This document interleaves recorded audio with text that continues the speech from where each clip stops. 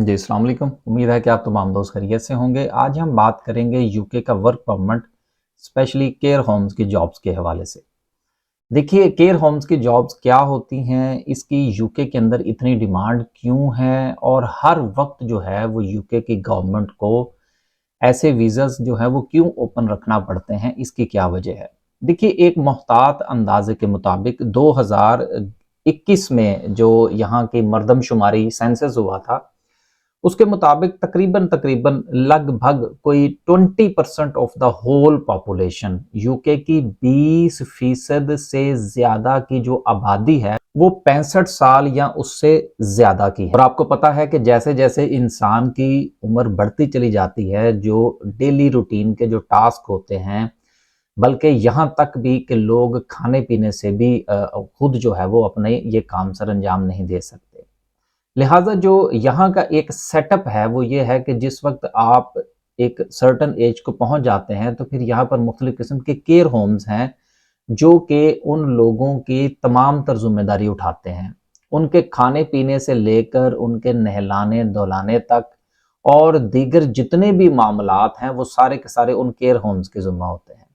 अब ये care homes जो हैं इनकी जो पेमेंट है वो चूंकि यहाँ का एक वेलफेयर सिस्टम है, बूढ़े लोग जो हैं उनकी जो पेमेंट्स हैं वो उनके अकाउंट्स में आती हैं और फिर वो आगे केयर होम्स को पे करते हैं। बहरहाल ये एक अलग से मौजू है। अब सवाल ये पैदा होता है कि जो लोग केयर वर्कर के वीजा पर यूके में आना चाहते हैं, उनको किन किन चीजों की जरूरत है। देखिए, पहली बात तो ये है कि केयर वर्कर, जैसे कि मैंने अभी शुरू में भी आपको इसके बारे में बता दिया, साथ में आपको इसकी एक्सप्लेनेशन भी दे दी। अब आपको इससे ये थोड़ा बहुत अंदाजा हो जाना चाहिए कि केयर वर्कर का वीजा जो है ये बेसिकली है क्या। इसमें आपको जिस वक्त वो कंपनी हायर करेगी वो आपको सर्टिफिकेट ऑफ स्पॉन्सरशिप देगी।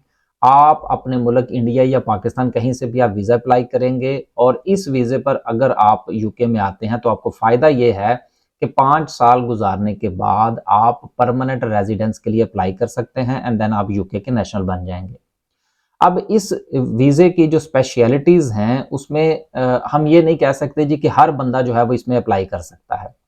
लेकिन अगर आपके पास किसी किस्म की कोई सर्टिफिकेशन है, अगर आपने नर्सिंग का कोर्स कर रखा है, खास तौर पर इंडिया या पाकिस्तान के हवाले से अगर आप बात कर लें, तो ऐसे वो तमाम लोग जिनका एक्सपीरियंस जो है वो हॉस्पिटल्स का है, नर्सिंग के हवाले से है, या उन्होंने केयर के हवाले से किसी किस्म की कोई सर्टिफिकेशन कर रखी है, वो चाहे कुछ ज्यादा लंबी चौड़ी सर्टिफिकेशन ना भी हो तब भी वो इस यूके के इस वीजा की कैटेगरी में फॉल करते हैं और वो इसमें अप्लाई कर सकते हैं। अब सवाल ये पैदा होता है कि आया कि इस वीजा को अप्लाई करने के लिए एम्प्लॉयर कहाँ से ढूंढा जाए। देखिए, एम्प्लॉयर ढूंढने के बहुत सारे तरीके हैं। एक तरीका तो यह है कि आप गूगल पर जाइए, केयर होम्स की जॉब्स लिखिए, केयर होम्स की जॉब्स के हवाले से आप फेरिस्ट देखिए, फेरिस्ट देखने के बाद आप उस वैकेंसी को गौर से पढ़िए।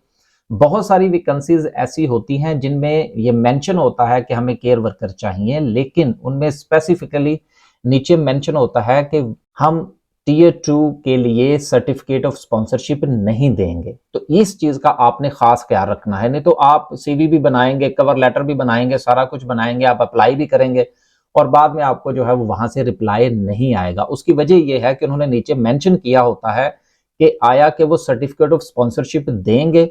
फिर यहां पर भी आप एक चीज जो है वो जरूर जहन में रखिएगा कि बहुत सारे केयर होम्स ऐसे हैं जिनके यहाँ केयर वर्कर की जॉब्स मौजूद होती हैं और वो एडवर्टाइज भी करते हैं और वो सर्टिफिकेट ऑफ स्पॉन्सरशिप भी देते हैं, लेकिन वो साथ में उन्होंने मेंशन किया होता है कि वो सर्टिफिकेट ऑफ स्पॉन्सरशिप यानी कि वर्क परमिट उन लोगों को देंगे, उन केयर वर्कर्स को देंगे जो ऑलरेडी यूके में मौजूद हैं लेकिन वो किसी और वीजास पर हैं।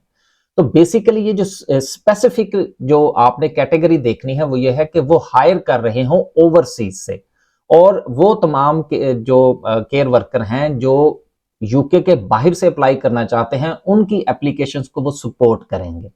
अब इसके हवाले से आपने पूरी तरह तहकीक करनी है, फिर आपने अप्लाई करना है। आपके पास इंग्लिश लैंग्वेज होनी चाहिए, 4.5 से 5 बैंड होने चाहिए। इसके साथ आपका केयर का एक्सपीरियंस होना चाहिए। अगर केयर का एक्सपीरियंस नहीं है तो कम से कम आपके पास कोई सर्टिफिकेशन होनी चाहिए।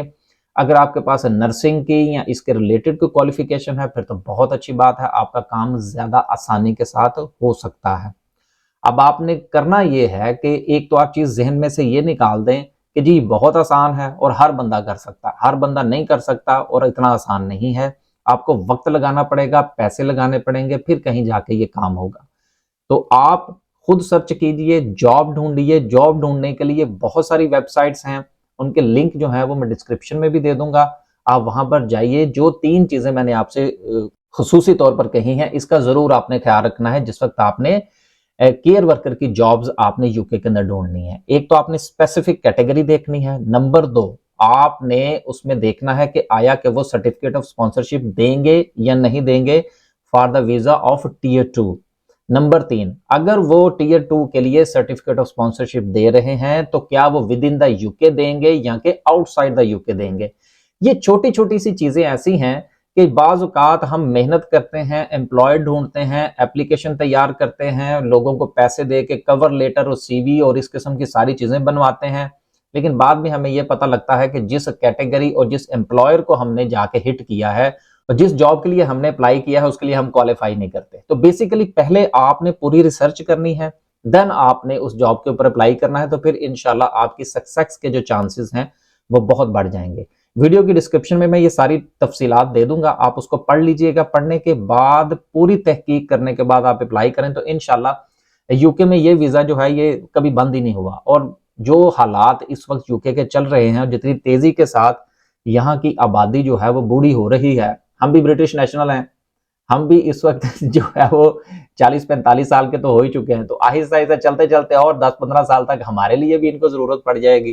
तो बेसिकली ये सिलसिला इसी तरह से चलता है और ये इसी तरह से चलता रहेगा। आप इस अपॉर्चुनिटी को अवेल करना चाहते हैं तो जरूर अप्लाई कीजिए। ये इतना मुश्किल नहीं है, लेकिन याद रखिएगा कि इतना आसान भी नहीं है। अल्लाह हाफिज।